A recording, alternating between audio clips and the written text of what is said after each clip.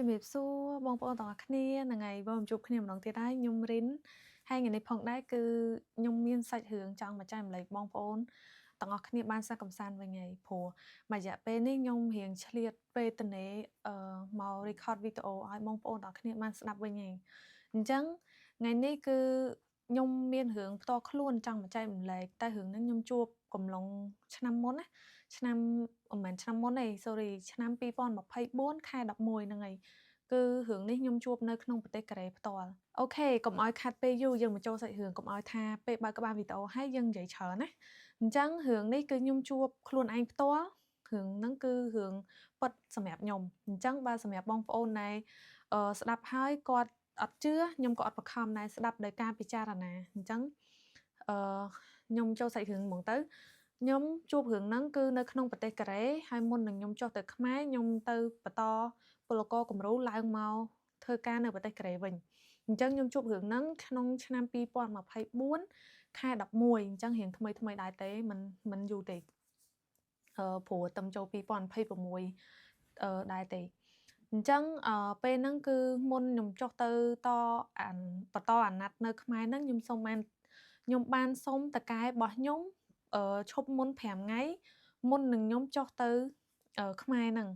អញ្ចឹងពេលហ្នឹងគឺខ្ញុំចុះទៅហ្នឹងមានក្មួយស្រីរបស់ខ្ញុំនិងបងប្រុសរបស់ខ្ញុំ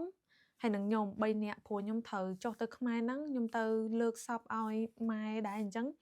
ងបងខ្ញុំនិងក្មួយខ្ញុំក៏គាត់ចុះទៅជាមួយខ្ញុំដែរហើយពេលដែលឈប់មុន5ថ្ងៃហ្នឹងខ្ញុំក៏ណាត់បងហើយក្មួយហើយនឹងប្តីរបស់ក្មួយខ្ញុំហើយនឹងគ្រួសាររបស់ខ្ញុំដើម្បីទៅដើរលេងព្រោះគិតថាអូមុនយើងចុះទៅខ្មែរយើងគួរតែទៅដើរលេងអញ្ចឹងពេលហ្នឹងខ្ញុំបានឡើងពីតំបន់របស់ខ្ញុំទៅនៅពេលល្ងាចហ្នឹងហើយពេលដែលខ្ញុំចេញធ្វើការខ្ញុំក៏ទៅចំណតរថភ្លើងណាទៅចំណតរថភ្លើងហើយខ្ញុំក៏ទៅទិញសំបុត្ររថភ្លើងនៅម៉ោង7:50ដូចជា59ហ្នឹង52មិនដឹងឯងត្រូវចេញពីតំបន់ខ្ញុំទៅតំបន់គ្រួសាររបស់ខ្ញុំ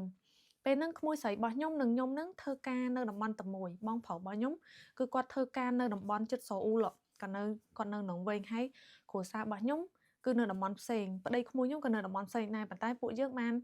មកជុំគ្នានៅតំបន់របស់គ្រួសាររបស់ខ្ញុំអញ្ចឹងពេលហ្នឹងខ្ញុំបានចេញពីតំបន់ខ្ញុំទៅត្រូវឡើងរថភ្លើងគឺម៉ោង7:52ប៉ុន្តែខ្ញុំចេញពីផ្ទះទៅម៉ោងប្រហែលជា6ហ្នឹងហើយខ្ញុំជិះពីផ្ទះខ្ញុំទៅយកប្រហែលជាទៅចំណតរថភ្លើងហ្នឹងប្រហែលជា20នាទីអីដល់ហើយជិះតាក់ស៊ី20លើសអីហ្នឹងឯងបើតាមឈប់ស្តុបឈប់អីចឹងណាពេលដែលខ្ញុំជិះរថភ្លើងទៅម៉ោង7:52ខ្ញុំទៅដល់តំបន់គ្រួសាររបស់ខ្ញុំហ្នឹងគឺម៉ោង9ហ្នឹងហើយជិះ2ម៉ោង9ជាងអីហ្នឹងឯងហ្នឹងបើពេលហ្នឹងដូចជារដូវវាចិត្តចូលខែត្រជាក់ដែរខែ11តែវាអត់ត្រជាក់ខ្លាំងទេរដូវត្រជាក់ស្រួលប៉ុណ្ណឹងអញ្ចឹងនៅពេលខ្ញុំដល់ម៉ោង9ហ្នឹងគ្រួសាររបស់ខ្ញុំគាត់ក៏ចាំយកនៅចំណតរថភ្លើងហ្នឹងហើយប្តីរបស់ក្មួយខ្ញុំក៏គាត់ចាំនៅនឹងដែរអញ្ចឹងគាត់មក2នាក់ចំណែកបងប្រុសខ្ញុំវិញគឺគាត់មកនៅផ្ទះគ្រួសាររបស់ខ្ញុំហើយគាត់មកតាំងពីព្រឹកម៉េះព្រោះដោយសារគាត់នៅតំបន់ជិតគ្នាដែរអញ្ចឹងណាអញ្ចឹងពេលហ្នឹងក៏ពួកខ្ញុំបានយកអវ៉ាន់យកអីហើយយកទៅទុកនៅក្នុងផ្ទះរបស់គ្រួសាររបស់ខ្ញុំព្រោះពេលហ្នឹងគាត់នៅស្នាក់នៅម្នាក់ឯងទេគឺគាត់នៅ one room ហើយគាត់នៅ one room ហើយខ្ញុំក៏បានយកវ៉ាលីដែលខ្ញុំត្រូវជូនយកទៅខ្មែរហ្នឹងមាន2សម្រាប់ខ្ញុំវ៉ាលីទូចមួយធំមួយក្មួយស្រីខ្ញុំទូចមួយធំមួយអញ្ចឹងវ៉ាលីវាច្រើនអញ្ចឹងខ្ញុំត្រូវយកវ៉ាលីហ្នឹងទៅទុកនៅផ្ទះរបស់គ្រួសាររបស់ខ្ញុំបន្ទាប់មកពួកខ្ញុំក៏គិតនិយាយគ្នាថាបើផ្ទះរបស់គ្រួសារខ្ញុំហ្នឹងមានតែមកបន្ទប់ទេអញ្ចឹងយើងបាក់ដេកហើយបងប្រុសខ្ញុំក៏គាត់មកហើយប្តីក្មួយខ្ញុំអីចឹងគាត់ក៏ថាអីបើមិនចឹងទេយើងទៅញ៉ាំអីនៅក្រៅទៅចាំខ្ញុំទៅរកផ្ទះដេកនៅក្រៅហើយមួយពូហើយឯងមកដេកនឹងវិញក៏បានដែរគាត់និយាយមួយខ្ញុំហ៎អញ្ចឹងពេលហ្នឹងខ្ញុំក៏ថាអញ្ចឹងយើងគួរតែទៅហូបសាច់អាំងអីនៅកន្លែងតំបន់ទីប្រជុំជនណាព្រោះនៅតំបន់របស់គ្រួសាររបស់ខ្ញុំហ្នឹងគឺមានកន្លែងទីប្រជុំជនមួយគឺថាកន្លែងគាត់ហ្នឹងមានផ្សារទំនើបមានអីច្រើនជាន់មែនតើហើយពេលយប់គឺដូចពេលថ្ងៃអញ្ចឹងហើយហាងនៅម្ដុំហ្នឹងពេលយប់គឺគេបើកពេលថ្ងៃគឺគេបិទហ្មងមិនថាហាងក្អើមិនថាហាងហូបអីផឹកស៊ីអីនឹងគ្រប់សពហើយមានផ្សារពេលយប់គេទៀតផ្សារគេលក់របៀប strawberry ô tengអីអញ្ចឹងហើយ strawberry គេដាក់ជ្រលក់ស្ករហ្នឹងហើយតែគេលក់ច្រើនមែនតើពេលហ្នឹងគឺខ្ញុំភ្លេចយកវាច្រើនពេកហើយសប្បាយទៀតនៅក្នុងភ្លឺដូចពេលថ្ងៃអញ្ចឹងខ្ញុំក៏គិតគ្នាហើយខ្ញុំគិតថាអញ្ចឹងយើងគួរតែហូបអីនៅក្រៅទៅហើយយើងចាំជូនក្មួយស្រីរបស់ខ្ញុំនិងប្តីរបស់គាត់ហើយបងប្រុសរបស់ខ្ញុំទៅរកទស្សនៈដេកអញ្ចឹងពេលហ្នឹងពួកខ្ញុំក៏បានទៅហូបសាច់គោអាំងនៅម្ដុំទីប្រជុំជនហ្នឹងពេលដែលខ្ញុំហូបសាច់គោអាំងហើយពួកខ្ញុំក៏គិតថាយើងមិនតាន់ទៅផ្ទះទេម៉ោងខ្ញុំសុំបញ្ជាក់ម៉ោងពេលហ្នឹងខ្ញុំមកដល់ផ្ទះគ្រួសាររបស់ខ្ញុំចេញពីចំណតរថភ្លើងមកម៉ោង 9 ជាងជិះតាក់ស៊ីពីយកធំហ្នឹងមកផ្ទះគ្រួសាររបស់ខ្ញុំម៉ោងប្រហែល 10 អីហ្នឹងហើយ 10 ព្រោះរៀងឆ្ងាយដែរ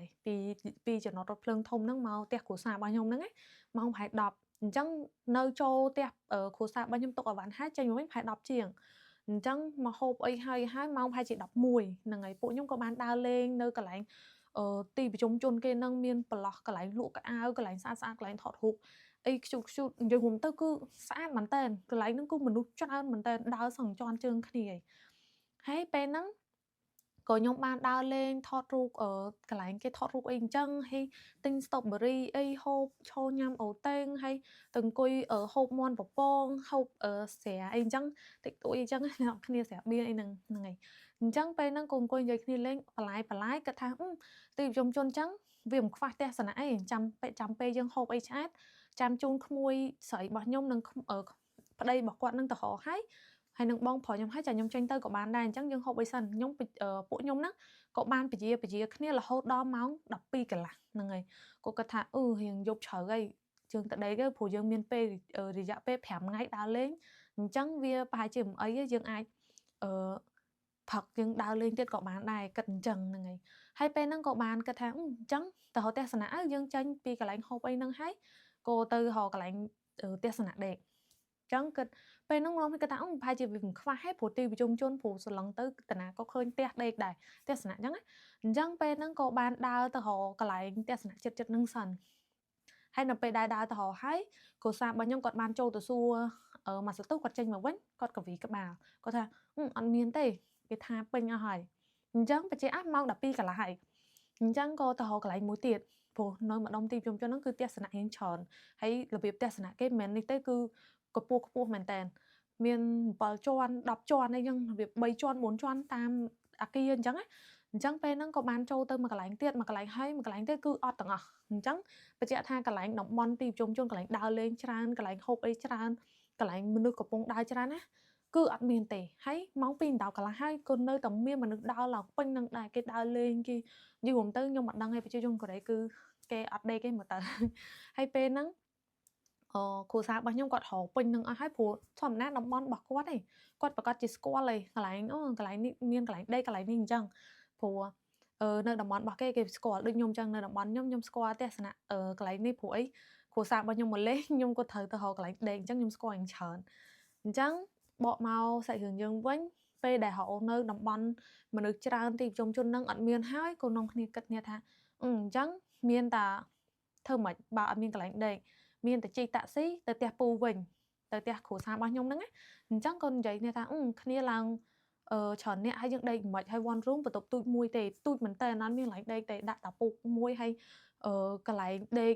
ផ្ទះបាយអីនៅជាមួយគ្នាហ្នឹងហើយធ្វើមិនអញ្ចឹងក៏គិតគ្នាចុះឡើងគាត់ថាមិនដែរអត់ទេអញ្ចឹងគ្រួសាររបស់ខ្ញុំគាត់ផ្ដោតយោបល់ថាអត់ទេចាំមើលបងទៅរកតាក់ស៊ីយើងនិយាយមួយតាក់ស៊ីទៅឲ្យតាក់ស៊ីជូនទៅរកកន្លែងដេកព្រោះប្រាប់គាត់ថាម្ដុំហ្នឹងអត់មានទេអញ្ចឹងក៏បានឡើងតាក់ស៊ីមួយគាត់ពេលហ្នឹងគាត់រៀងចំណាស់ដែរហើយក៏បានសួរគាត់ថាអាហ្នឹងគ្រូសាខ្ញុំអ្នកនិយាយគាត់និយាយជាកូរ៉េទៅគេគាត់ថាខ្ញុំ5នាក់អញ្ចឹងអាចជិះតាក់ស៊ីមួយបានអត់សួរគាត់ដំបូងអញ្ចឹងសិនហើយលោកតាតាក់ស៊ីហ្នឹងគាត់ក៏បានប្រាប់ថាអត់អីទេអាចជិះបានព្រោះរៀងជប់អញ្ចឹងគេអត់សូវចាប់ទេអាចជិះបាន5នាក់ហ្នឹងអញ្ចឹងក៏គាត់សួរថាអញ្ចឹងត្រូវចង់ទៅណាដែរហើយគ្រួសាររបស់ខ្ញុំគាត់បានជិះប្រាប់ថាឥឡូវហ្នឹងគាត់បានដើររកទស្សនៈជុំវិញហ្នឹងអស់ហើយអត់មានកន្លែងគេងទេព្រោះគេសិតតែពេញតើតាសួររបៀបគាត់ហៅលោកពូមិនដឹងលោកតាមិនដឹងព្រោះខ្ញុំអត់បានចូលស្ដាប់ពេលអាហ្នឹងគាត់និយាយប្រាប់ខ្ញុំគាត់ថាពូឥឡូវខ្ញុំហៅពូចាស់ពូមានដឹងកន្លែងផ្ទះណាដេកអីអត់ហើយពូតាក់ស៊ីហ្នឹងក៏គាត់គិតថាគាត់គិតមកស្ទុះគាត់ថា ចាំមើលប្រហែលជានៅជាតំបន់ប្រជុំជនហ្នឹងប្រហែលជាមានបើសិនជាកន្លែងហ្នឹងគឺពេញអស់ហើយមិនងាយមានទេព្រោះវាចំថ្ងៃសៅរ៍អីអញ្ចឹងវាពេញគេដើរលេងច្រើន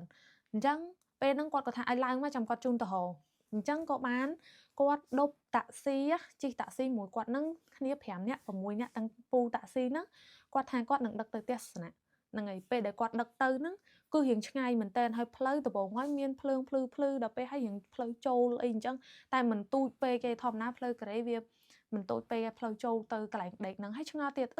ហើយកន្លែងដេកនេះដំបូងហើយមានផ្ទះគេច្រើនតែកាច់វងរបៀបទៅរៀងតំបន់រៀងឆ្ងាយពីកន្លែងជុំជនហ្នឹងជិះរៀងឆ្ងាយដែរបើគិតជាលុយផែអស់ប្រហែលទេពេលនោះដូចជា20000ជាងជិះពីកន្លែងខ្ញុំហូបអីទីជុំជនហ្នឹងវារៀងច្រើនដែរ20000ជាងហ្នឹងហើយពេលហ្នឹងក៏មកដល់កន្លែងទស្សនៈមួយហើយមកដល់ទស្សនៈមួយហ្នឹងជុំវិញទស្សនៈហ្នឹងខាងមុខទស្សនៈហ្នឹងមានរោងចក្រ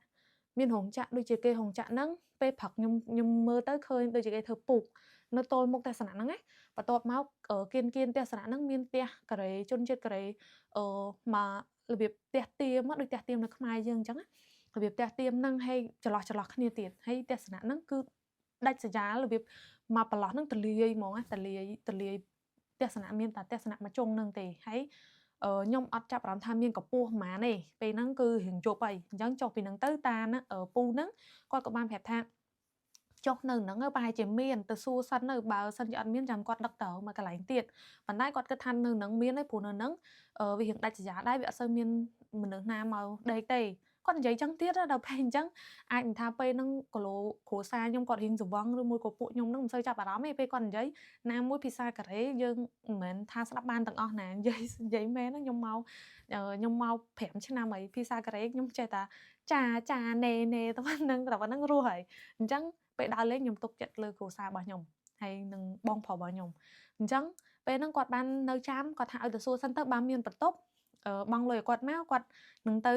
កន្លែងចំណតតាក់ស៊ីវិញតែបើសិនជាអត់មានចាំគាត់ដឹកទៅហៅមកកន្លែងទៀតអញ្ចឹងពេលហ្នឹងក៏គ្រួសាររបស់ខ្ញុំគាត់បានចូលទៅសួរខ្ញុំក៏នៅអង្គុយក្នុងតាក់ស៊ីនឹងសិនទេអត់ទាន់ចាញ់ទៅទេដល់ពេលគាត់ចូលទៅសួរមកសន្ទុះគាត់ក៏រត់មកវិញហើយគាត់ថាមានបន្ទប់មានដល់ពេលអញ្ចឹងទៅក៏ពួកខ្ញុំហ្នឹងក៏បានបង់លុយឲ្យទៅពូតាក់ស៊ីបន្ទាប់មកខ្ញុំក៏ចុះមកចូលទៅក្នុងកន្លែងគេងហ្នឹងហើយពេលហ្នឹងក៏ឈរនិយាយជាមួយម្ចាស់ទស្សនៈហ្នឹងណាហើយពេលហ្នឹងឆ្ងល់ទៀតខ្ញុំឆ្ងល់ហេតុអីបានទស្សនៈគេនៅខាងមុខទស្សនៈបើកភ្លើងអំពូលរបៀបអំពូលពណ៌លឿងភ្លឺអែហើយតាមផ្លូវហ្នឹងគេបើកភ្លើងសដែររបៀបភ្លើងពណ៌សនៅតាមផ្លូវភ្លឺដែរប៉ុន្តែគ្រាន់តែវាជុំវិញហ្នឹងវាអត់មានភ្លើងទេមានតែភ្លើងតាមផ្លូវហ្នឹងអញ្ចឹងដល់ពេលចូលទៅក្នុងទស្សនៈហ្នឹងកន្លែងបង់លុយខ្ញុំផ្លែកន្លែងបង់លុយមួយទៀតនិយាយឡើងហ្នឹងព្រឺសបល់កន្លែងបង់លុយហ្នឹងគេមានរបៀបប្រឡោះកញ្ចក់មកមានទូចល្មមសម្រាប់បើកមកនិយាយមួយយើងណាគេបើកមកនិយាយអញ្ចឹងពេលហ្នឹងគឺអ៊ំស្រីរៀងគាត់រៀងចំណាស់ដែរហើយគាត់បើកទ្វារមកគាត់សួរថាចង់បានបន្ទប់ហើយកន្លែងហ្នឹងគឺរៀងល្ងឹតរបៀបគេបើកអំពូលពងមាន់លឿងណាអញ្ចឹងរៀងភ្លឺអែហើយគាត់សួរថាយើងត្រូវការបន្ទប់ហើយគ្រួសាររបស់ខ្ញុំគាត់ប្រាប់ថាគាត់ត្រូវការ3បន្ទប់អញ្ចឹងបន្ទប់ខ្ញុំបន្ទប់ក្មួយខ្ញុំហើយនិងបន្ទប់បងប្រុសខ្ញុំអញ្ចឹងគាត់សួរថាត្រូវការតម្លៃប៉ុន្មានហើយគ្រួសាររបស់ខ្ញុំគាត់សួរមានតម្លៃប៉ុន្មានអីប៉ុន្មានកូននិយាយគ្នាទៅគាត់ហុចសោមក3សោ3ណាអញ្ចឹងសោ3ហ្នឹងចម្លែកទៀតសោហ្នឹងគឺសោចាក់ធម្មតាខ្ញុំធ្លាប់គេងទស្សនៈmotel ឬក៏ hotel ផ្សេងគេបើថា hotel ហ្នឹងយើងមិននិយាយទេវាទៅនើបហើយបើដេក motel ផ្សេងមាន scan card អត់កម្រមានសោឥឡូវអត់សូវមានទេតែដោយទស្សនៈខ្លះមានអាចនឹងមានសោខ្ញុំធ្លាប់ដេកជួបមានសោចាក់ហ្នឹងច្រើនដែរប៉ុន្តែខ្ញុំខាងខ្ញុំនេះគេភាគច្រើនឥឡូវគេ scan card ហើយអញ្ចឹងពេលហ្នឹងគាត់ហុចសោមក3ហើយសោហ្នឹងរបៀបសោវែងនេះវែងដូចបន្ទាត់ហ្នឹងអញ្ចឹងហើយគេដាក់លេខនៅលើកន្លែងឈើបន្ទាត់ហ្នឹងណាហើយគេមានសោមួយដើមឲ្យយើងចាក់ចូលអញ្ចឹងពេលហ្នឹងបាន3ហ្នឹងហើយគាត់បានចាប់អារម្មណ៍សោបន្ទប់ហ្នឹងទៀតគាត់ថាគាត់និយាយគ្នាឲ្យបងលុយហើយក៏នាំគ្នាដើរទៅចរាយន្តកន្លែងនេះបានរន្ធត់ខ្ញុំអត់មានរន្ធត់រឿងខ្មោចឡងពេលហ្នឹងឯងខ្ញុំរន្ធត់រឿងចរាយន្តហើយផ្លូវដើរចូលទៅហ្នឹងគឺរបៀបពូលពោមន់មួយមកប្រឡោះមួយវាល្ងឹតហ្មងវាមើលទៅដូចរៀងបើ ដូចភ្នែកខ្ញុំមញោបខ្ញុំមើលពេលខ្ញុំអត់ពាក់វ៉ែនតាខ្ញុំមើលអំពូលពងមាន់ខ្ញុំមើលជាន់ទី1ហ្នឹងណាមើលទៅតាមផ្លូវបន្ទប់គេដេកហ្នឹងបែកផ្សែងហ្មងខ្ញុំមើលឲ្យដូចរបៀបភ្លឺលឿងលឿងឲ្យដូចបែកផ្សែងអញ្ចឹងអាហ្នឹងសម្រាប់ខ្ញុំហ្នឹងសម្រាប់ក្មួយខ្ញុំមិនដឹងទេបើសួរគាត់ទៅគាត់ថានៅនេះហ៊ីភ្លើងម៉េះដាច់ស្រយាលឲ្យហ៊ីភ្លើងទៀតក្នុងគ្នាសោចដល់ពេលឲ្យពេលហ្នឹងចុចចដាយន្តហើយចម្លែកទៀតចដាយន្តហ្នឹងរៀងចាស់ហើយចដាយន្តហ្នឹងជិះ5នាក់ជាអៀតណា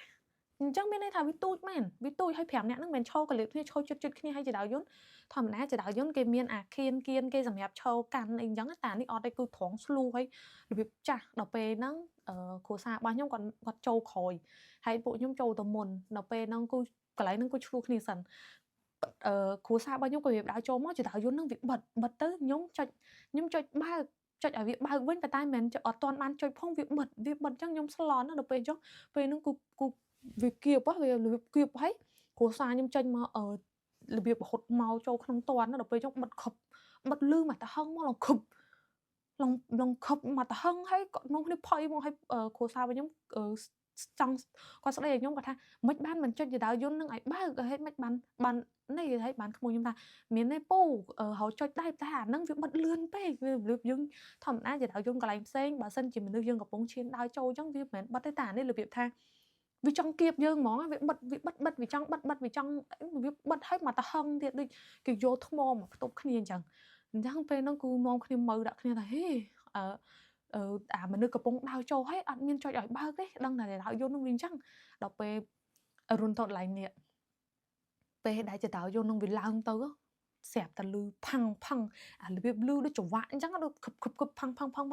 ហើយចដាយន្តនឹងយឺតមែនតើ slow ហ្មង slow ហើយកូននំគ្នាចាប់អារម្មណ៍មើលលេខបន្ទប់ហើយគាត់ថាហើយចុចដាយន្តនឹងមើលលេខបន្ទប់នៅហើយអត់បានចុចលេខដាយន្តទេ sorry ខ្ញុំថយឡើងនឹងអត់បានចុចលេខដាយន្តកូននំគ្នាមើលលេខបន្ទប់គឺខ្ញុំចម្លែកកន្លែងហ្នឹងចុះដល់ឥឡូវខ្ញុំបាច់ឆ្ងល់ទេមិនមែនខ្ញុំអត់ឆ្ងល់គឺខ្ញុំឆ្ងល់រឿងមួយលេខបន្ទប់ហ្នឹងណាមាន3ត្រូវអត់ខ្ញុំទិញ3បន្ទប់ហើយខ្ញុំគិតថាចេះប្រហែលជាពួកខ្ញុំហ្នឹងដេកបន្ទប់ជាប់គ្នាឯងបន្ទប់ប្រកាសជាបន្ទប់ជាប់គ្នា3បន្ទប់ហើយប៉ុន្តែ no មិនមែនទេបន្ទប់អ៊ំស្រីម្នាក់ហ្នឹងគាត់ឲ្យម្នាក់មួយជាន់អូយខ្ញុំភើសបល់ខ្ញុំនិយាយឡើងខ្ញុំភើសបល់គាត់ឲ្យម្នាក់មួយជាន់ហើយខ្ញុំឆ្ងល់ទៀតមានបន្ទប់400ជាងហើយនឹង500ជាងហើយនឹង600ខ្ញុំចាំលេខបន្ទប់ខ្ញុំ603ហើយបន្ទប់បងប្រុសខ្ញុំគាត់យកសោទៅគឺ500ជាងហ្នឹងខ្ញុំអត់ដឹង500ម៉ានទេប៉ុន្តែដឹងតែបន្ទប់ចុងគេបងអស់ហើយបន្ទប់ខ្ញុំហ្នឹង600ជាងដែរគឺចុងគេទៀតហើយបន្ទប់ក្មួយស្រីខ្ញុំខ្ញុំអត់ដឹងទេខ្ញុំអត់ទៅបន្ទប់គាត់ទេព្រោះពេលខ្ញុំទៅខ្ញុំចុះមកពេលព្រឹកហ្នឹងខ្ញុំចូលទៅបន្ទប់បងខ្ញុំហើយរត់មកគោះទ្វារចូលបន្ទប់បងខ្ញុំហើយបានចុះទៅជាន់ក្រោមយកមកក្មួយស្រីខ្ញុំអត់បាននេះទេព្រោះវាក៏អត់បានដេកទៅបន្ទប់ជាន់ទី4ហ្នឹងដែរអញ្ចឹងដល់កន្លែងរន្ធត់ហើយពេលហ្នឹងក៏នាំគ្នាមើលសារហើយនាំគ្នាឆ្ងល់ហើយទស្សនៈប៉ុណ្ណានេះមិនឲ្យគ្នាដេកម្នាក់មួយជាន់ល្អហ្មងនោះគ្នាសោយហួសចិត្តដល់ពេលអញ្ចឹងគាត់ថាអូប្រហែលជាភ្ញៀវហ្នឹងពេញហើយមកទៅបានគេឲ្យយើងម្នាក់មួយជាន់ហើយមួយជាន់ហ្នឹងសិតតាសល់បន្ទប់ទេដឹងហ្នឹងក៏គាត់គ្នាមិនខ្វល់អីចឹងក៏ដាក់គ្នាម្នាក់មួយជាន់ទៅជាន់បន្ទាប់មកក្មួយខ្ញុំបន្ទាប់មកបងប្រុសខ្ញុំបន្ទាប់មកខ្ញុំអញ្ចឹងខ្ញុំក៏ដើរចូលបើកទ្វារចរាយន្តក្រាឲ្យដឹងស្រាប់តែចរាយន្តហ្នឹងពេលបើកទ្វារក៏លឺដែរលឺងើតល្បីមិនងើតដូចទ្វារឈើអញ្ចឹងណាវាខឹកអញ្ចឹងហើយអូខ្ញុំឆ្ងល់អូមិនបានទស្សនៈប៉ុណ្ណានេះឲ្យធ្វើចរាយន្តអីអញ្ចឹងហើយខ្ញុំជាន់ទី6ជាន់ខ្ញុំគិតថាប្រហែលលើគេទៀតលើគេទាំងអស់ទៀតដល់ពេលហើយខ្ញុំក៏ដើរទៅចេញពីចរាយន្តដើរទៅខ្ញុំឃើញហើយខ្ញុំឡើងរន្ធត់ហ្មងខ្ញុំមើលទៅបន្ទប់សងខាងរបៀបមកជួរខាងនេះ2បន្ទប់ខាងនេះ2បន្ទប់យរួមទៅមកជួរហ្នឹងមាន3បន្ទប់ទាំងអស់សងខាងហ្នឹងវា6បន្ទប់ប៉ុន្តែដល់ពេលខ្ញុំបើកទ្វារចរាយន្តខ្ញុំមើលទៅគឺបែកផ្សែងហើយដល់ពេលយើងមើលទៅវារៀងស្លុបអញ្ចឹងខ្ញុំគិតក្នុងចិត្តអាហ្នឹងខ្ញុំគិតខ្លួនឯងពេលដែលខ្ញុំដើរទៅបន្ទប់ហ្នឹងខ្ញុំគិតថាហើយទស្សនៈនេះដូចទស្សនៈគេទុកចោលខ្ញុំគិតអញ្ចឹងហើយខ្ញុំអត់បានចាប់អារម្មណ៍ថាកម្រាបដើរលើនឹងកម្រាអីខ្ញុំអត់ចាប់អារម្មណ៍ខ្ញុំមើលតែទៅត្រង់ហើយខ្ញុំសួរគ្រួសារខ្ញុំថាបន្ទប់យើងមួយណាហើយគាត់គិតថាប្រហែលជានៅចុងគេដឹងព្រោះលេខមុខនេះមិនមែនទេអញ្ចឹងគឺបន្ទប់ចុងគេមែនអញ្ចឹងក៏បើកទ្វារចាក់សោចូលទៅបើកទ្វារចូលទៅគឺ ធម្មតាយើងបើកទ្វារហើយបានយើងទៅចុចភ្លើងពេលហ្នឹងទៅចុចភ្លើងបើកពុបមានខែបើកទ្វារទៅឃើញខែតែបើនិយាយពី clean វិញគឺស្អាតធម្មតាទេប៉ុន្តែគ្រាន់ថាតិចទៀតនឹងដឹងថាវាស្អាតតែវារន្ធត់បែបណាបើកទ្វារមកឃើញខែបន្ទាប់មកបន្ទប់ទឹកគេធ្វើនៅក្បាលតនិចខែរបៀបយើងដេកបដោយអញ្ចឹងយើងបែរមុខទៅឆ្វេងឬក៏ទៅពេលហ្នឹងបន្ទប់ទឹកមិនដឹងនៅខាងណាប៉ុន្តែបើយើងដេកផ្អៀងទៅយើងឃើញទ្វារបន្ទប់ទឹកនៅមុខយើងហើយគេធ្វើអញ្ចឹងហ្នឹងហើយអញ្ចឹងចុងនៅចុងជើងយើងអញ្ចឹងធម្មតាទេគេអត់ដាក់ទទួលអីទៀតប៉ុន្តែទទួលហ្នឹងគេមកដាក់ចំហៀងខ្លួនយើងចំហៀងជាប់បន្ទប់ទឹកហ្នឹងជាប់នឹងបន្ទប់ទឹកដែលយើងដេកបើយើងដេកផ្អៀងមកចំហៀងឃើញបន្ទប់ទឹកហ្នឹងហើយចំផ្អៀងទៅមួយចំហៀងទៀតវាឃើញអញ្ចឹងប្អួចកញ្ចក់អញ្ចឹងទទួលគេដាក់នៅចំហៀងខ្លួនហ្នឹងអញ្ចឹងពេលហ្នឹងក៏មើលម៉ោងទៅម៉ោង1កន្លះហើយតំណមកដល់អី1កន្លះ1អីហើយអញ្ចឹងងើនាំគ្នាគ្រាន់តែលាងដៃលុបមុខអីហើយចូលដេកមកព្រោះរៀងសង្វឹងហើយក៏ងុយដេកខ្លាំងដែរពេលហ្នឹងខ្ញុំក៏ដេកដំបូងឡើយខ្ញុំដេកក្លៀតអញ្ចឹងកន្លែងប្អួយកញ្ចក់ហ្នឹងណាហើយគ្រួសាររបស់ខ្ញុំក៏ដេកចិត្តទទួលហើយនឹងតុបទឹកហើយពេលហ្នឹងខ្ញុំដេកខ្ញុំរបៀបថាខ្ញុំដូចយូរសពអញ្ចឹងខ្ញុំដេកអត់កើតខ្ញុំដេកចេះតែរវើរវាយហើយប៉ុន្តែភ្នែកយើងបើករហូតយើងងុយដេកខ្លាំងណាស់របៀបថាម៉ោង1កន្លះជិត2ហើយយើងងុយដេកខ្លាំងហើយយើងបើកភ្នែករហូតប៉ុន្តែដូចអត់ឲ្យយើងដេកហ្មងដូចមានអារម្មណ៍ថាលឺសលេងអីជិបលឺលឺរបៀបអញ្ចឹងហើយលឺចិត្តអាកន្លែងអញ្ចឹងយើងដេកនឹងហើយធ្វើឲ្យយើងដេកអត់កើតហើយមានអារម្មណ៍ថាកំហែលដែលយើងកំពុងដេកនឹងវាលមាស់ហើយខ្ញុំហើយខ្ញុំក៏កេះសួរគ្រួសារខ្ញុំថាបងថ្ងៃលមាស់អត់គាត់ថាអត់អីផងធម្មតាហើយខ្ញុំគាត់ថាខ្ញុំមានអារម្មណ៍ថាកំហែលពូកនេះលមាស់គាត់ថាអត់ទេគាត់អត់មានលមាស់ទេធម្មតាទេអញ្ចឹងខ្ញុំក៏សង្ងំទៀតហើយក៏លឺអាសលេងជិបខ្ញុំគិតថាកដោដំបូងខ្ញុំគិតថាកដោហើយខ្ញុំឆ្ងល់ដែរហីនៅកូរ៉េផ្ទះសំណាក់ប៉ុណ្ណានេះមានកដោទៀតហើយពេលហ្នឹងខ្ញុំក៏ដេកសង្ងំទៀតខ្ញុំថាដាត់កើតទេលមាស់ផងលឺអាសលេងនឹងផងហើយខ្ញុំក៏ស្ទុះយកទូរស័ព្ទនៅលើក្បាលតនិចហ្នឹងខ្ញុំបើកភ្លើងផ្លាស់ខ្ញុំក៏ប្រហើប្អួចមើលទៅក្រៅខ្ញុំគិតថានៅក្រៅហ្នឹងមានផ្ទះជនជាតិកូរ៉េនៅជាប់ហ្នឹងមែនមិនបានលឺដល់ពេលខ្ញុំប្រចាំងខ្ញុំអែតទៅមើលក្រៅទៅគឺអត់មានអីទេរបៀបថាផ្ទះសំណាក់ហ្នឹងកពស់តែឯងធ្លោទៅតែឯងគ្មានផ្ទះអ្នកណាកពស់ស្មើផ្ទះសំណាក់ហ្នឹងឬមកក៏អីមានតែផ្ទះទៀមតិចតួចបោះកាត់ជនជាតិកូរ៉េដែលនៅរៀងឆ្ងាយដែរអត់នៅចិត្តផ្ទះសំណាក់ហ្នឹងទេអញ្ចឹងពេលហ្នឹងខ្ញុំក៏របៀបថាហើយសលេងស្អីគេធូរដូចប្របាក់ដល់ហើយនេះអញ្ចឹងខ្ញុំមកស្ទុះខ្ញុំគិតថាប្រហែលជាខ្ញុំគ្រាន់បានចូលដេកពេកឬក៏ខ្ញុំហឹងតិចខ្ញុំគិតអញ្ចឹងខ្ញុំក៏ដេកទៅវិញខ្ញុំគិតសង្ងំបានមកស្ទុះទៀតរបៀបថាលឺទៀតលឺអញ្ចឹងទៀតហើយធ្វើឲ្យខ្ញុំដេករបៀបថាអ្នកទាំងគ្នាយកអារម្មណ៍ថាយើងដេកទៅវាអាសេះអាសោះអត់វាអាសេះអាសោះដូចលឺសលេងអីនៅក្នុងកញ្ចក់យើងហើយលមាស់ខ្លួនលមាស់អីហើយចេះតែព្រឺសបល់ទៀតមួយទៀតចេះតែព្រឺសបល់មកចំហៀងដែលខ្ញុំដេកផ្អៀងទៅខាងអញ្ចឹងហ្នឹងគឺព្រឺសបល់ហ្មងអញ្ចឹងពេលហ្នឹងខ្ញុំក៏ថាអត់កើតទេដូរកន្លែងដេកខ្ញុំក៏ហៅគ្រួសាររបស់ខ្ញុំថាបងដូរកន្លែងដេកគាត់ថាមិនទៀតហើយគាត់ដេកហើយព្រោះគាត់កំពុងតែដេកហើយហៅគាត់ពីរដងហើយខ្ញុំថាបងដូរកន្លែងដេកខ្ញុំដេកកើតទេអញ្ចឹងពេលហ្នឹងគាត់ក៏ឆ្លងមកដេកនៅកន្លែងក្លៀតអញ្ចឹងហ្នឹងវិញអញ្ចឹងខ្ញុំក៏ទៅដេកខាងជាប់បន្ទប់ទឹកវិញមិនមែនថានៅជាប់ទេនៅដេកនៅមួយខាងបន្ទប់ទឹកហ្នឹងអញ្ចឹងពេលហ្នឹងគឺដល់វគ្គគាត់ម្ដងហើយអាហ្នឹងខ្ញុំលឺពីមាត់គាត់វិញហើយគាត់មាននិយាយទាំងយប់ទេថតតែពេលព្រឹកមិនចេញសាច់រឿងអញ្ចឹងគាត់ថាពេលវេនគាត់ពេលដែលគាត់ទៅដេកនៅហ្នឹងហើយនឹងស្រាវគ្រួសាររបស់ខ្ញុំគឺគាត់ថារបៀបមនុស្សគាត់មើលឃើញអញ្ចឹងគាត់មើលឃើញប្រភេទអមនុស្សអញ្ចឹងគឺគាត់ល្វីសមែនតើពេលដែលគាត់ថាគាត់ដេកហ្នឹងមានមនុស្សស្រីនិងមនុស្សប្រុស2នាក់ឈរនៅចុងជើងហើយទាញគាត់របៀបថាទាញតែឲ្យយើងធ្លាក់ទៅលើខែទាញរុនយើងជើងយើងទៅមកហើយខាងស្រីហ្នឹងគេអត់ទាញទេខាងស្រីគេអង្គុយនៅចុងជើងហើយគេញឹមហ្នឹងអាហ្នឹងគាត់ហៅគាត់ថាមិនមែនគឺជនជាតិកូរ៉េហើយញឹមតែខាងប្រុសហ្នឹងគេខឹងហើយគេវាយហើយគេទាញគេថាឲ្យចាញ់ពីកន្លែងគេចាញ់ហើយគ្រួសាររបស់ខ្ញុំគាត់របៀបគាត់ស្ទុះងើបតែពេលហ្នឹងគាត់ថាគាត់ស្ទុះងើបហើយខ្ញុំអត់ដឹងខ្លួនទេព្រោះខ្ញុំតាដេកគឺខ្ញុំដេកឯងខ្ញុំអត់មានមកងើបអីជាមួយហើយគាត់ស្ទុះងើបហើយគាត់ថាគាត់ជេរប៉ុន្តែពេលហ្នឹងគាត់ជេរលឺឯងគាត់ជេរគាត់ថា anh mà đếch bong lối á, men anh mà đếch ní anh miết đênh anh phẹpប្រយ័ត្នណាគាត់ជួយច្រើនមែនតើហើយគាត់ជេរឲ្យគាត់ដេកទៅវិញហើយអឺអាហ្នឹងមកវគ្គខ្ញុំណាមកវគ្គខ្ញុំប៉ុណ្ណឹងអញ្ចឹងដល់វគ្គបងប្រុសខ្ញុំវិញហ្នឹងហើយបន្ទប់លេខ500ជាងហ្នឹងដល់វគ្គបងប្រុសខ្ញុំវិញគាត់ថាគាត់ដេកបន្ទប់មួយម្នាក់ឯង អាហ្នឹងដល់វគ្គគាត់ណាសាហាវបើអ្នកសាហាវជាងគេគឺក្មួយស្រីរបស់ខ្ញុំតែខ្ញុំនិយាយបងប្រុសខ្ញុំសិនគាត់ថាគាត់មកគាត់លុបមុខគាត់អីហើយគាត់ក៏ចូលដេករបៀបថាអស់កម្លាំងរៀងៗខ្លួនគាត់ក៏ចូលដេកគាត់ថាប្រហែលជាមួយសន្ទុះគាត់ដេកអាលាវគាត់ក៏ឮសលេងបើកទឹកហ្នឹងហើយបើកទឹកនៅក្នុងបន្ទប់ទឹកហើយឮបើកឡាបូហ្នឹងបើកទឹកឡាបូគាត់ក៏បើកភ្នែកមកវិញរបៀបមនុស្សយើងដេកអាលាវបើកភ្នែកមករៀងមីហើយគាត់ក៏ស្រឡឹងទៅបន្ទប់ទឹកក៏ធម្មតាដូចខ្ញុំប្រាប់ចឹងបន្ទប់ទឹកយើងបែរតែមុខទៅគឺឃើញបើយើងបែរមុខទៅម្ខាងទៅគឺអញ្ចឹងគាត់ដេកបែរមុខទៅអញ្ចឹងដល់ពេលគាត់លឺចឹងគាត់ក៏ងាកតកមកខ្លួនគាត់បែរធម្មតាគាត់ងាកតកមកមើលបន្ទប់ទឹកហ្នឹងគាត់ថា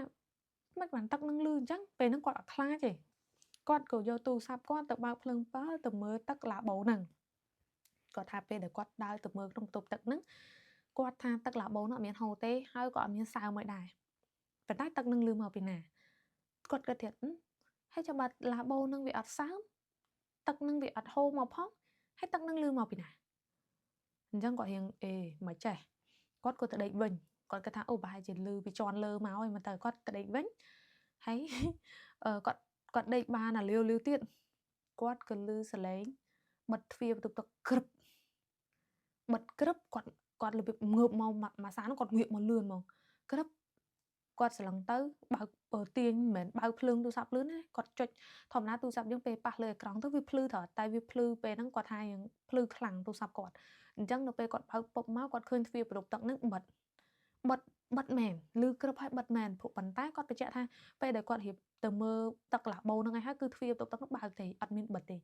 អញ្ចឹងពេលហ្នឹងគាត់ថាអាយ៉ាអត់ស្រួលទេគាត់គិតថាខ្មោចឡងគាត់ហើយអញ្ចឹងគាត់ក៏តេពេលហ្នឹងគាត់តេទៅក្មួយស្រីរបស់ខ្ញុំ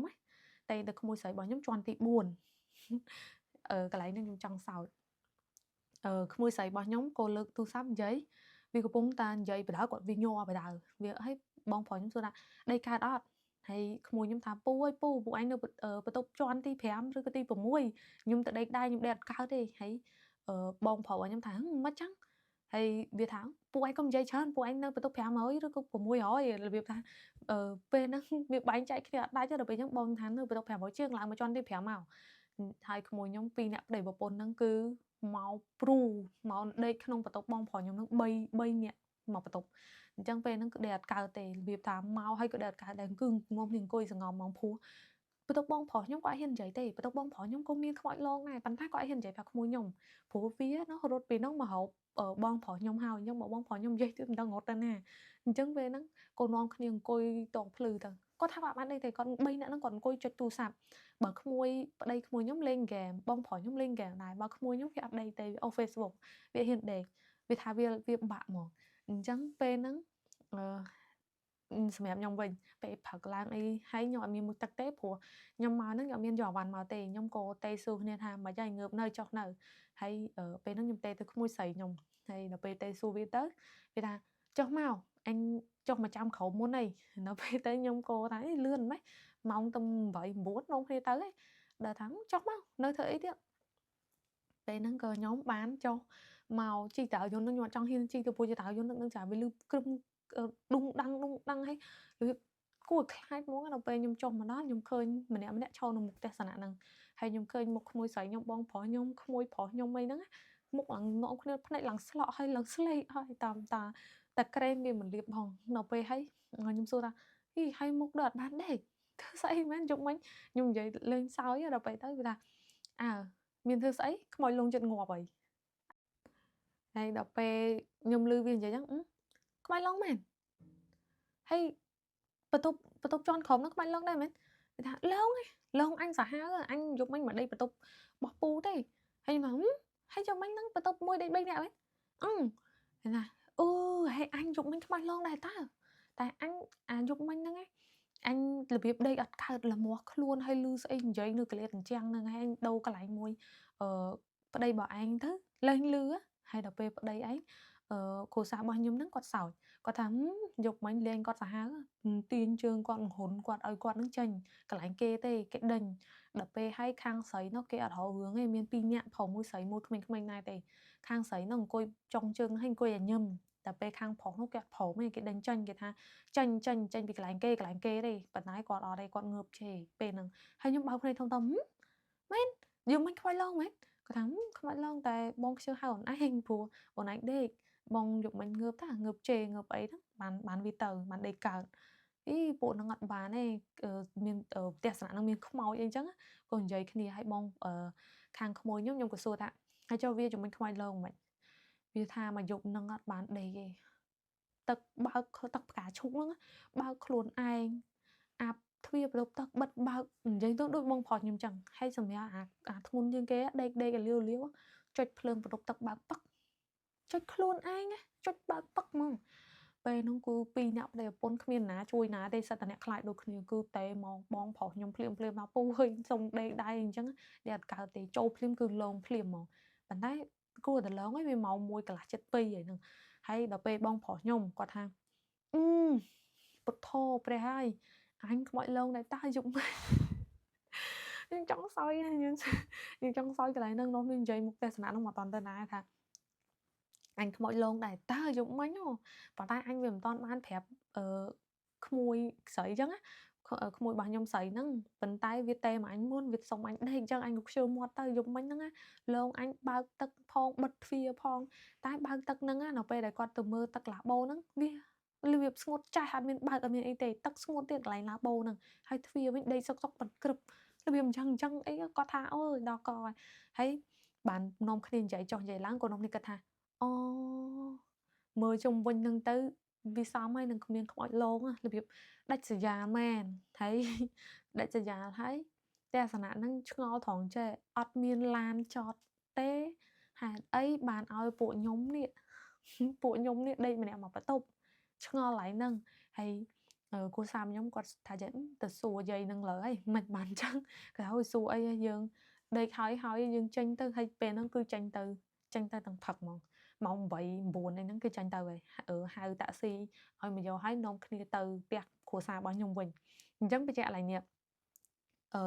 ផ្ទះអាសនៈហ្នឹងអត់មានឡានចតមានន័យថាអត់មានអ្នកណាមកជួលមកស្នាក់នៅទេហើយមិនមែនថាអត់ទេមានដូចជាឡាន2ដែរប៉ុន្តែធម្មតាផ្ទះអាសនៈមានដល់6ជាន់ហេតុអីបានរបៀបថាមកឲ្យពួកខ្ញុំដេកម្នាក់មកបន្ទប់ម្នាក់មកជាន់វាជាន់ទី4ទី5ទី6អញ្ចឹងវាចម្លែកត្រង់ហ្នឹងហេតុអីបានគាត់ឲ្យអញ្ចឹងហើយបន្ទប់គឺសិតតែចុងក្រោយគេទៀតចុងក្រោយទាំងអស់បន្ទប់ផ្ទាល់ហ្មងដល់ផ្លូវផ្ទាល់ហ្មងអញ្ចឹងពួកខ្ញុំក៏បានគិតគ្នាហើយក៏ថាទៅទុកជាបទពិសោធន៍កន្លែងហ្នឹងមួយអត់ផ្ទះដេកយ៉ាងណាក៏ដោយសុខចិត្តទៅដេកនៅផ្ទះគ្រួសាររបស់ខ្ញុំហើយដេកប្រជ្រៀតគ្នាហ្មងទៅគិតអញ្ចឹងអូខេរឿងខ្ញុំគឺមានតែប៉ុណ្្នឹងទេអានេះគឺជារឿងដែលខ្ញុំជួបផ្ទាល់ណាហើយនៅក្នុងឆ្នាំ2024ខែ11ហើយសម្រាប់បងប្អូនដែលគាត់គិតថារឿងនេះនិយាយទៅគួរឲ្យជឿឬមិនគួរឲ្យជឿគឺតាមបងប្អូនទេស្ដាប់ដោយការពិចារណាព្រោះសម្រាប់អ្នកជួបគេប្រកាសជាជឿតែសម្រាប់អ្នកអត់ជួបពេលដែលយើងនិយាយទៅគឺគាត់អត់សូវជឿទេអញ្ចឹងមួយរយៈនេះផងដែរគឺខ្ញុំបានឃើញថាបងប្អូនពលករកូរ៉េដូចជាខ្ញុំអីហ្នឹងមកធ្វើការនៅក្នុងប្រទេសកូរ៉េនេះគឺមួយរយៈនេះគឺខ្ញុំឃើញពួកគាត់ផុសថាជួបខ្មោចលងច្រើនណាស់ហ្នឹងហើយគាត់ថាមានឃើញលោកឃើញសុំទោសខ្ញុំឃើញប្រសង់គាត់ផុសថាមានពលករដែលគាត់បងដែលធ្វើការក្នុងប្រទេសកូរ៉េនឹងឆាតទៅគាត់សួររឿងធ្វើមិនខ្មិចកុំឲ្យខ្មោចលងអីចឹងណាហ្នឹងខ្ញុំឃើញគាត់ផុសដែរហើយនឹងបងស្រីតើល្ងាចមិនសាមញ្ញនេះគឺខ្ញុំអូស Facebook ទៅគឺឃើញគាត់បានសុំតកែហើកន្លែងចាញ់ហ្មងគាត់សុំអត់ស្នាក់នៅនឹងទៀតទេព្រោះដោយសារតែខ្មោចលងពួកគាត់ខ្លាំងពេកគាត់ហួសនៅអត់កើតអញ្ចឹងគឺខ្ញុំចង់បញ្ជាក់ថាមិនថានៅប្រទេសទាន់សម័យឬទំនើបប៉ុណ្ណាគឺសិតតែមានអមនុស្សទាំងអស់ហ្នឹងហើយសូម្បីតែប្រទេសនិយាយរួមទៅប្រទេសណាក៏ដោយសិតតែមានខ្មោចប៉ុន្តែមានអ្នកខ្លះពេលដែលខ្ញុំនិយាយទៅគាត់ ខ្ញុំនិយាយរឿងខ្មោចនៅកូរ៉េá គាត់និយាយថាប្រទេសគេទំនើបប្រទេសគេទាន់សម័យប៉ុណ្ណឹងមានខ្មោចទៀតអត់ទេបងកន្លែងណាក៏មានខ្មោចដែរឲ្យតែមានមនុស្សស្លាប់សូម្បីតែខ្ញុំអត់ដែលបាននិយាយទេបន្ទប់ដែលខ្ញុំធ្លាប់នៅáជាន់ទី6ហ្នឹងហើយគឺអាគារតែមួយហ្នឹងតែជាន់ទី6áគឺឡងខ្ញុំដូចគ្នាគឺបន្ទប់ពេលហ្នឹងគឺខ្ញុំស្នាក់នៅម្នាក់ឯងដែរប៉ុន្តែឥឡូវខ្ញុំដូរហើយខ្ញុំដូរមកស្នាក់នៅតែឯងតែចុះមកជាន់ក្រោមហើយអញ្ចឹងបន្ទប់ហ្នឹងគឺឡងខ្ញុំសាហាវមែនបើសិនជាមានពេលតនេខ្ញុំនឹងទៅនិយាយរឿងបន្ទប់ជាន់ទី6ហ្នឹងវិញហ្នឹងហើយតែខ្ញុំចង់បញ្ជាក់ថាសម្រាប់បងដែលគាត់ធ្វើការនៅក្នុងប្រទេសកូរ៉េបើសិនជាបងជួបរឿងខ្មោចអីចង់ចែកម្លែកមកខ្ញុំយើងនៅកូរ៉េដូចគ្នាអាចចែកម្លែកបានហ្នឹងហើយចែកម្លែកបទពិសោធន៍ខ្មោចឡងរបស់បងហើយខ្ញុំក៏យកទៅចែកម្លែកឲ្យបងប្អូនទាំងអស់គ្នាបានស្ដាប់ទៅហ្នឹងហើយទុកជាបទពិសោធន៍ហើយហ្នឹងហើយខ្ញុំមានតែប៉ុណ្្នឹងទេហើយអរគុណបងប្អូនមែនតើដែលចំណាយពេលស្ដាប់វីដេអូខ្ញុំមកដល់ចំណុចនេះហើយសម្រាប់បងដែលចូលចិត្តកុំភ្លេចចុច Subscribe ហើយ Like ហើយ Share ឲ្យមួយផងសូមទៅមិត្តភ័ក្តិឬក៏បងណាចូលចិត្តស្ដាប់ការនិយាយរឿងខ្មោចអញ្ចឹងខ្ញុំមានតែប៉ុណ្្នឹងទេហើយក៏សូមអភ័យទោសម្ដងទៀតដែរបើសិនជាខ្ញុំនិយាយទៅមានការខុសឆ្គងឬក៏និយាយទៅរៀងស្ដាប់អត់សូវយល់អីព្យាយាមស្ដាប់បងដោយសារតាខ្ញុំនិយាយទៅខាននិយាយយូរទៅវារៀងទៅមុខទៅក្រោយអញ្ចឹងខ្ញុំរីនមានតែប៉ុណ្្នឹងទេបាយបាយ